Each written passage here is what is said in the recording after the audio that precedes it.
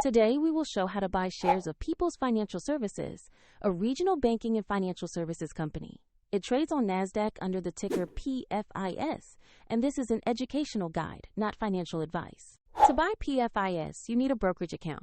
We will use eToro as an example to demonstrate the process.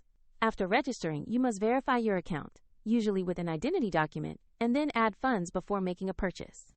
Use the platform search bar and type the ticker PFIS to find People's Financial Services. Make sure you select the NASDAQ listing to locate the correct stock. Open the stock page to review basic company information and the price chart for PFIS. Confirm the company name and NASDAQ ticker on the page to ensure it is the correct listing. Click Invest or Buy. Enter the amount you wish to invest. Review the order details and confirm to place the trade. If the market is closed, your order may be queued or delayed. And if you lack sufficient funds, the platform will prompt you to add them before final confirmation. After execution, your PFIS position will appear in your portfolio view. Find the eToro link in the description if you want to follow the same steps.